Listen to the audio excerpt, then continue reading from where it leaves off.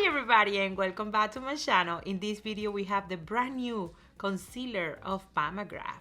I picked 3 of them and this is the Skin Fetish Sublime Perfection Concealer. I got mine in the shade L5, L7 and MD22. I picked L5 for my under eyes. I picked L7 for my correcting imperfection, dark spots, or a scar from acne and things like that. And I picked MD22 for bronze. Reading now from Sephora website, this is a $32 concealer. It comes with 0.16 fluid ounces of 4.7 milliliters. The coverage of this product is full, it's for every skin type. The finish is natural, it comes in 36 colors. And the box says that it's weightless, full cover, high performance, runway tested and mother approved. And this is how the box looks like. It's this matte black box with these gold letters, just like the one from the foundation. And here is the applicator.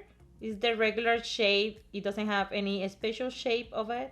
And I also picked up the setting powder. This is the Pat McGrath Labs Skin Fetish Sublime Perfection Blurry Under Eye Powder. This one comes in 3 shades. I have mine in the lightest color. It comes in light, medium, and I think deep. Yes, deep. Reading from the website, we can see that it costs $30. A lot of people are complaining about the price, that it's too expensive and that it doesn't have that much product. But remember, this is not a setting powder or a pressed powder for your entire face. This is only for you under eyes.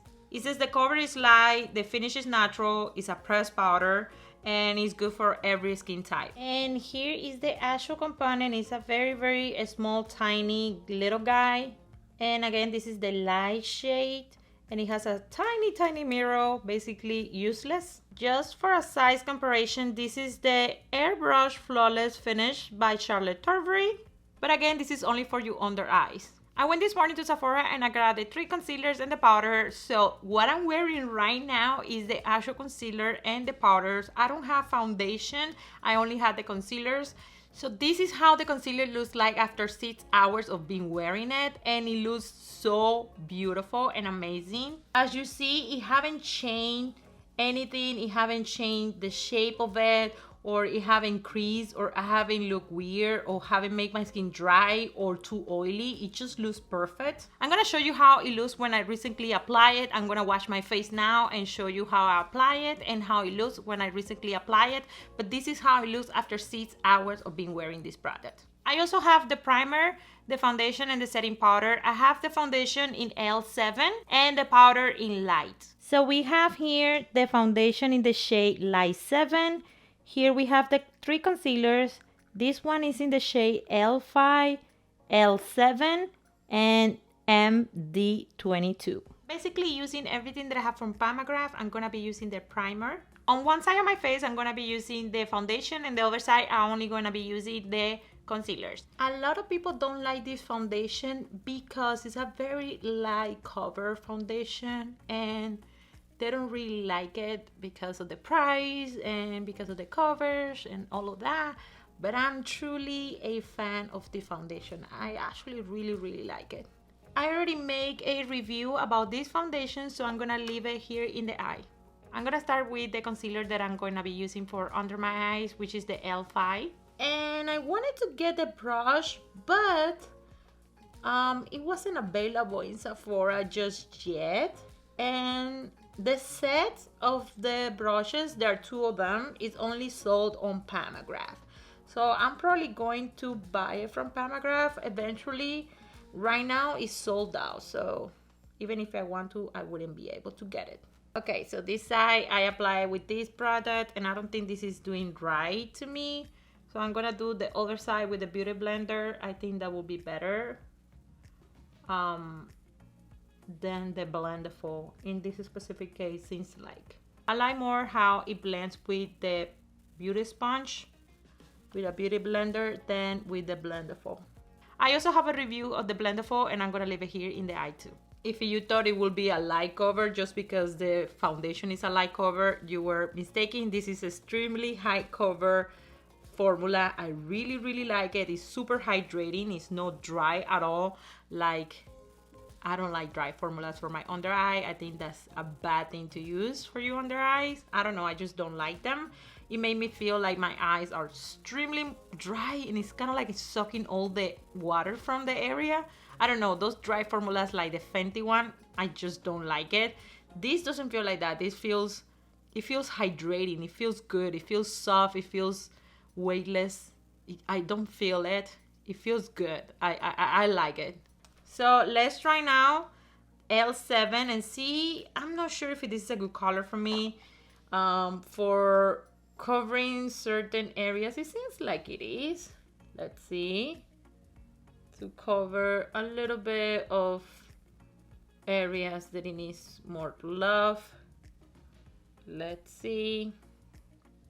More in this area than the other one, obviously, because I didn't use foundation in this side. Pretty good color for covering certain imperfections of my skin. I like this color for that. It looks pretty. Yeah, it does look pretty. It has a little bit of yellow undertone. I think it says that it's neutral or peachy. I don't remember what it says in the website, but it seems a little yellow to me, which is okay. I have yellow undertone, so that's fine for me. So definitely, if you want something that it match more or less your skin, if you have a perfect match with the foundation, you can go with the same number. So I have my foundation in light 7, and this is light 7 in the concealer and L7 in the concealer, and it's good match for my actual skin tone. So I suggest, if you're gonna buy the concealer for your under eye and you like to brighten that area, to buy like at least 2 colors lighter or 2 numbers down. Now let's use the darker color. I got this one in the color MD22. I'm just gonna dot my forehead first and see how pigmented it is. I mean, I already used it, but I don't wanna make a horrible super dark color in my forehead. It's a little bit orange for me, but it's not too bad. I mean, it works for what I wanted to work for, which is giving more color to my forehead. It looks different here because I don't have foundation in this area. I should just do the whole face with foundation. I don't know, I just wanted to show you that you could do your makeup without foundation. So there we go. It looks pretty, it looks beautiful. What do you guys think? I like it. So for that, I should use a brush. Let's use a sponge and see how it behaves. It blends super fast, that's for sure. I like this color, even though it's a little, again, kind of like orangey for a bronzer, but it's still pretty. I like it, and I like the formula, super beautiful. Let's use now the under eye powder. Again, I have mine in the light shade, and I'm gonna use the sponge and grab it with the sponge. I also could have buy the medium. The medium was more like my actual shade. So if I wanted to brighten that area, I needed a lighter color, which is this one. Oh my God, guys, this blurred my face so beautifully. Like, my pores are gone. Like, wow, this is so beautiful.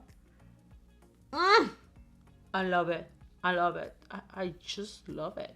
I'm gonna add a little bit of the MD22 in my eyes. It's going to be like my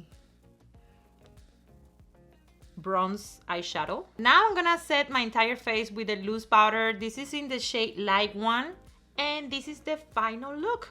Remember, in this side I have foundation, and in this other side I don't have foundation, and as you see, I do look amazing without foundation. Foundation side looks perfected.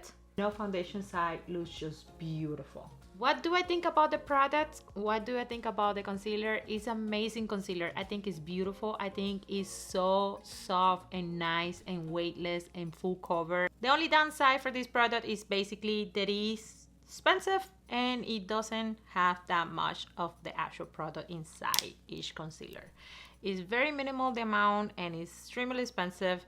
That's the only downside. Besides that, everything about the concealer is true, is perfect, is beautiful, it's just amazing. I really like the consistency and the formula of these powders. It really blur my under eye super beautifully. I really like it. I don't like the packaging. I think it's too plastically, too cheap, and the mirror is totally useless. It's so small that you cannot see anything on it. It's barely, you barely see your eye on it.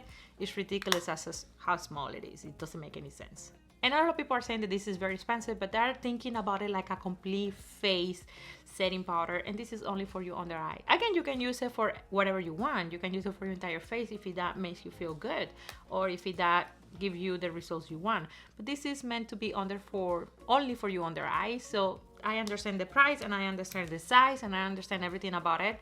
So I don't have a complaint besides the packaging from this product. Alright guys, that's it for this video. I hope that this video was informative and helpful for you to make a decision about this concealer.